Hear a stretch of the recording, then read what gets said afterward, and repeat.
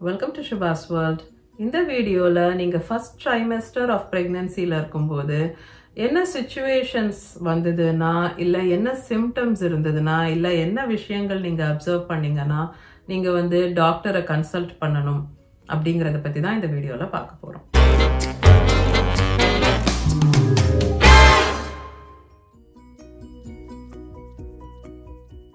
வீடியோட டீடைல்ஸ்க்கு போறதுக்கு முன்னாடி ஷவுட் அவுட் டைம்.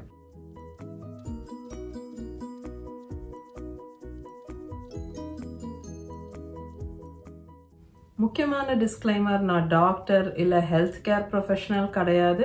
இந்த வீடியோல நான் ப்ரெசென்ட் பண்ற எல்லா இன்ஃபர்மேஷனும் நான் என்னோட பிரெக்னன்சில கத்துக்கிட்ட படிச்சு தெரிஞ்சுக்கிட்ட விஷயங்கள்.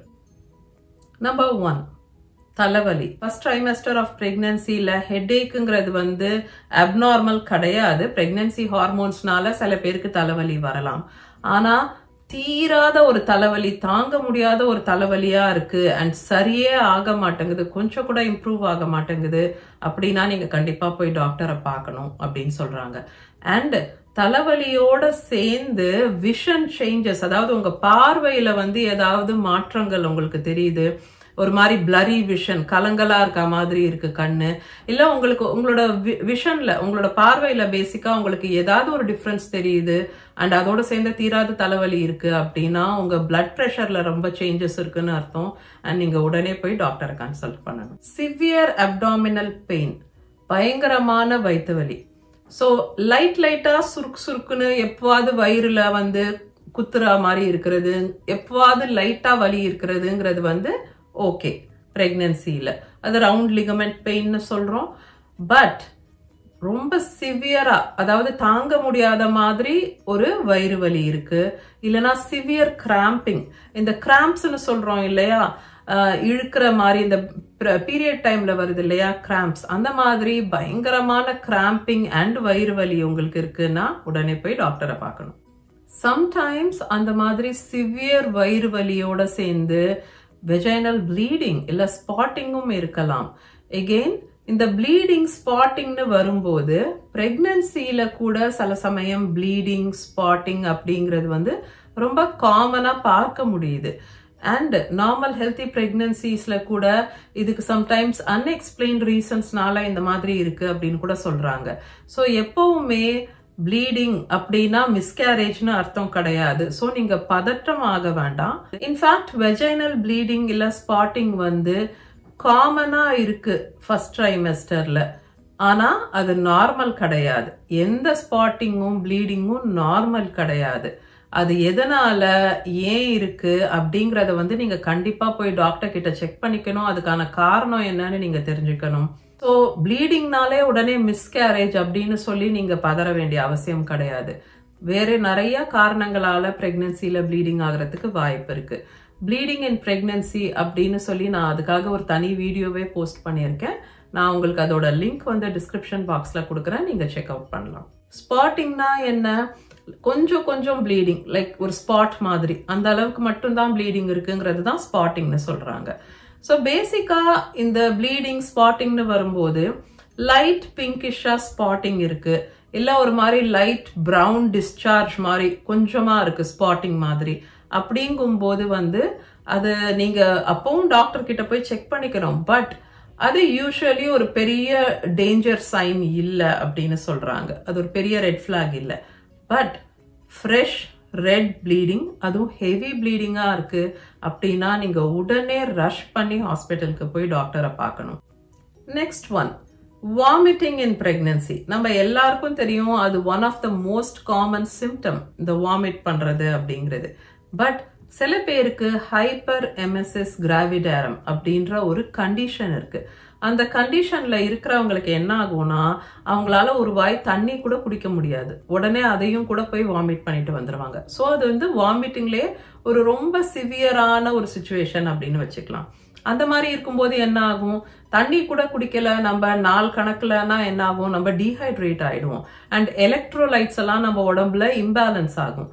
ஸோ அந்த மாதிரி ஆனா அது ரொம்ப டேஞ்சரஸ். அதனால அந்த மாதிரி ஒரு சிவியர் ஃபார்ம் ஆஃப் வாமிட்டிங் இருக்கு உங்களுக்கு ஃபர்ஸ்ட் ட்ரைமெஸ்டர் ஆஃப் பிரெக்னன்சிலனா நீங்க உடனே போய் டாக்டரை பார்க்கணும். அவங்க உங்களுக்கு வாமிட்டிங்கை கண்ட்ரோல் பண்ற மெடிகேஷன்ஸ் கொடுக்கலாம், இல்ல உங்களுக்கு ட்ரிப்ஸ் ஏத்தி உங்களுக்கு ட்ரீட்மெண்ட் கொடுக்கலாம். பட் நீங்க டாக்டரை போய் பார்க்க வேண்டியது ரொம்ப முக்கியம் அப்படின்னு தெரிஞ்சுக்கோங்க. Next one, frequent urination. So அடிக்கடி யூரின் போகணும் போல இருக்கிறது அப்படிங்கிறது வந்து ரொம்ப காமன் ஃபர்ஸ்ட் ட்ரைமெஸ்டர் ஆஃப் பிரெக்னன்சியில். பட் அந்த மாதிரி யூரின் பாஸ் பண்ணும்போது உங்களுக்கு வந்து எரிச்சலோ வலியோ இருக்குன்னா உங்களுக்கு வந்து யூரினரி ட்ராக்ட் இன்ஃபெக்ஷன், யூடிஐன்னு சொல்லுவாங்க. ஸோ அந்த மாதிரி யூரின் இன்ஃபெக்ஷன் இருக்கிறதுக்கு வாய்ப்பு இருக்குன்னு அர்த்தம். ஸோ நீங்க போய் ஒரு டாக்டர் கிட்ட போய் நீங்க கன்சல்ட் பண்ணி செக் பண்ணிக்கணும். இன்கேஸ் உங்களுக்கு ஃபீவர் இருக்கு அப்படின்னா, ஃபீவர் வந்து எப்பவுமே it's a sign of infection. Most of the time viral இன்ஃபெக்ஷனா இருக்கலாம், இல்ல பாக்டீரியலா இருக்கலாம். பட் பிரெக்னன்சின்னு வரும்போது அந்த ஃபீவரை வந்து ஹை ஆகாம மேனேஜ் பண்றது ரொம்ப முக்கியம் ஃபர்ஸ்ட் ட்ரைமெஸ்டர் ஆஃப் பிரெக்னன்சில. ஸோ நீங்க என்ன பண்ணலாம்னா, நீங்க அந்த ஃபீவர் ஹையா ஆகிடாம இருக்கிறதுக்கு ஒரு டோஸ் பாராசிட்டமால் எடுத்துட்டு நீங்க டாக்டர் கிட்ட போய் செக் பண்ணிக்கலாம், இந்த ஃபீவருக்கு என்ன காரணம், என்ன இன்ஃபெக்ஷன்னால இந்த ஃபீவர் அப்படின்னு சொல்லி. பிகாஸ் இன்கேஸ் உங்களுக்கு ஆன்டிபயோட்டிக்ஸ் எதுவும் தேவை அப்படின்னு இருந்தா உங்க டாக்டர் வந்து உங்களுக்கு பிரிஸ்கிரைப் பண்ணுவாங்க. இன்கேஸ் வைரல் இன்ஃபெக்ஷனா இருந்தா நீங்க ஃபீவரை மட்டும் மேனேஜ் பண்ண வேண்டி இருக்கும்.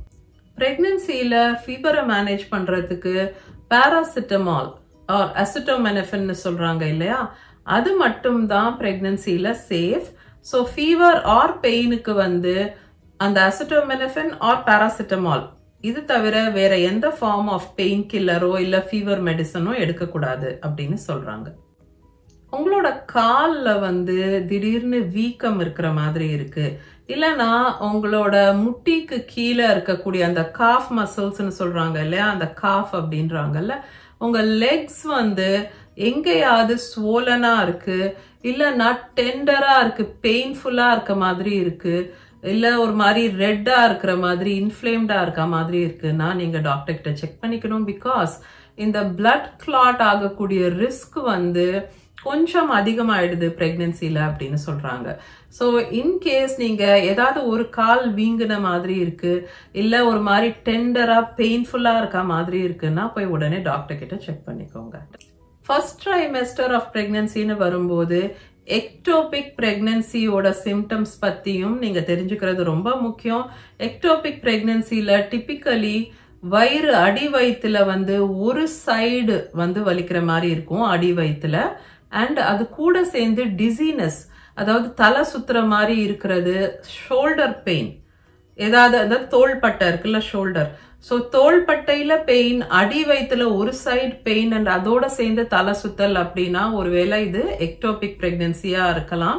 ஸோ அந்த மாதிரி உங்களுக்கு இருந்தது ஃபர்ஸ்ட் ட்ரைமெஸ்டர்ல நீங்க உடனே போய் நீங்க செக் பண்ணிக்கணும் இது எக்டோபிக் பிரெக்னன்சியான்னு. எஸ்பெஷலி இது வரைக்கும் நீங்க அல்ட்ராசவுண்ட் பண்ணல, கண்டிப்பா அந்த பிரெக்னன்சி வந்து கர்ப்பப்பைக்குள்ள யூட்ரஸ்குள்ள இருக்கான்னு போய் கன்ஃபார்ம் பண்ணிக்க வேண்டியது ரொம்ப முக்கியம். இந்த எக்டோபிக் பிரெக்னன்சிங்கிறது ரொம்ப காமனா இருக்கு, குவைட் காமன். பட் ஆனா நிறைய பேருக்கு இதை பத்தி தெரியல. இதை வந்து கவனிக்காம விட்டா இல்ல தெரிஞ்சுக்காம விட்டாங்கன்னா அந்த டியூப்ங்கிறது வந்து பர்ஸ்ட் ஆகி அது ரொம்ப சீரியஸா ஈவன் உயிர் போற அளவுக்கு சீரியஸா ஆகிறதுக்கு சான்ஸ் இருக்கு. ஸோ இன்கேஸ் நீங்க இதை பத்தி தெரிஞ்சுக்காம இருக்கீங்கன்னா நீங்க கண்டிப்பா தெரிஞ்சுக்கணும். எக்டோபிக் பிரெக்னன்சி பத்தியும் நான் வந்து 2 வீடியோஸ் போஸ்ட் பண்ணிருக்கேன் அண்ட் அதோட லிங்க்ஸ் வந்து நான் டிஸ்கிரிப்ஷன் பாக்ஸ்ல கொடுக்குறேன், நீங்க போய் பாருங்க. இந்த சிம்டம்ஸ் இல்லாம உங்களுக்கு வேற என்ன புது விதமான சிம்டம்ஸ் இருக்குன்னாலும் இல்ல வேற ஏதாவது ஒரு ஃபார்ம் ஆஃப் பெயின், உங்க உடம்புல எங்கேயாவது இருக்கக்கூடிய ஏதாவது ஒரு வலி வந்து கொஞ்சம் கொஞ்சமா அதிகமாயிட்டே இருக்கு, இல்ல மோசமாயிட்டே இருக்கு, இல்ல ஏதாவது ஸ்கின் ரேஷ், அதாவது ஸ்கின் மேல ஏதாவது ரேஷஸ் மாதிரி இருக்கு, இல்ல வேற எந்த புது சிம்டம்ஸ் இருந்தாலும் நீங்க உடனே போய் டாக்டரை பார்த்து என்ன ஏதுன்னு தெரிஞ்சுக்கிட்டு மெடிகேஷன் தேவைப்பட்டதுன்னா நீங்க எடுத்துக்கலாம். அவங்க வந்து பிரெக்னன்சி சேஃப் மெடிகேஷன் பிரிஸ்கிரைப் பண்ணுவாங்க. பட் செல்ஃப் மெடிகேஷன்ங்கிறது மட்டும் பிரெக்னன்சில பண்ணவே பண்ணாதீங்க. அது எப்பவுமே பண்ணக்கூடாது, எஸ்பெஷலி பிரெக்னன்சில. பிகாஸ் நிறைய மெடிசன்ஸ் வந்து பிரெக்னன்சிக்கு சேஃபா இல்லாத டைப் தான் இருக்கு. பிரெக்னன்சி சேஃப் மெடிகேஷன்ஸ் மட்டும் தான் நீங்க பிரெக்னன்சில எடுத்துக்கணும். இல்லைன்னா அது குழந்தைய வந்து பாதிக்கிறதுக்கு வாய்ப்பு இருக்கு. டெவலப்பிங் பேபியை அது ரொம்ப தூரம் ஹார்ம் பண்றதுக்கான சான்சஸ் இருக்கு. அதனால செல்ஃப் மெடிகேஷன் மட்டும் தயவு செஞ்சு பிரெக்னன்சில பண்ணாதீங்க. அதே மாதிரி ரொம்ப காமன் மிஸ்டேக்ஸ் என்னன்னா, எல்லாத்துக்கும் பாட்டி வைத்தியம் கை வைத்தியம்னு எதையாவது பண்ணிட்டு ரொம்ப டிலே பண்றது. அந்த மிஸ்டேக்கும் பண்ணாதீங்க. பிரெக்னன்சி டைம்ல எந்த சான்சஸ் எந்த ரிஸ்க்கும் எடுக்கக்கூடாது. அதனால கை வைத்தியங்கள்லாம் நம்பாம நீங்க ஃபர்ஸ்ட் ஒரு தடவை டாக்டர் கிட்ட போய் கன்சல்ட் பண்ணிட்டு அவங்க பிரிஸ்கிரைப் பண்ணக்கூடிய பிரெக்னன்சி சேஃப் ட்ரீட்மெண்ட் எடுத்துக்கிறது தான் best option. So first trimester of பிரெக்னன்சியை பொறுத்த வரைக்கும் இதெல்லாம் தான் ரெட் ஃபிளாக்ஸ் இல்லைன்னா சிம்டம்ஸ். இந்த மாதிரி சிம்டம்ஸ் இருந்தா நீங்க உடனே டாக்டர் கிட்ட போய் ஒரு தடவை செக் பண்ணிக்கணும் அப்படின்னு சொல்லக்கூடிய சிம்டம்ஸ். டாக்ஸோபிளாஸ்மோசிஸ் அப்படின்னு சொல்லி ஒரு ரொம்ப சிவியர் ஃபார்ம் ஆஃப் இன்ஃபெக்ஷன். அது மிஸ்கேரேஜ் காஸ் பண்ணக்கூடிய ஒரு இஷ்யூ. இது கேட் வச்சிருக்கீங்க, பூனை வளர்க்குறீங்கன்னா அந்த கேட் லிட்டர் பாக்ஸ் இருக்குல்ல, அது நீங்க கிளீன் பண்ணாதீங்க. அந்த வேலையை வேற யாருக்கிட்டையாவது கொடுத்துருங்க. பிகாஸ் அந்த டாக்ஸோபிளாஸ்மோசிஸ் அப்படின்ற ஒரு கண்டிஷன் வர்றதுக்கு வாய்ப்பு இருக்கு அந்த கேட் லிட்டர் பாக்ஸ் கிளீன் பண்ணும்போது. அண்ட் அது மிஸ்கேரேஜ் காஸ் பண்ற அளவுக்கு ஒரு ரொம்ப சிவியரான ஒரு form of infection. Okay, so இந்த வீடியோக்கு அவ்வளோதான். வீடியோ யூஸ்ஃபுல்லா இருந்திருக்கும்னு நினைக்கிறேன். உங்களுக்கு தெரிஞ்ச பிரெக்னென்ட் ஃப்ரெண்ட்ஸ் அண்ட் உங்க ஃபேமிலிக்கு இந்த வீடியோவை ஷேர் பண்ணுங்க. வீடியோஸ் யூஸ்ஃபுல்லா இருக்குன்னா சேனலுக்கு சப்ஸ்கிரைப் பண்ணிட்டு பாருங்க. Because subscription totally free and உங்களுக்கு இந்த மாதிரி யூஸ்ஃபுல் இன்ஃபர்மேஷன் கிடைக்குது. ஓகே, ஸோ உங்க எல்லாரையும் நான் நெக்ஸ்ட் வீடியோல மீட் பண்றேன். until then, take care.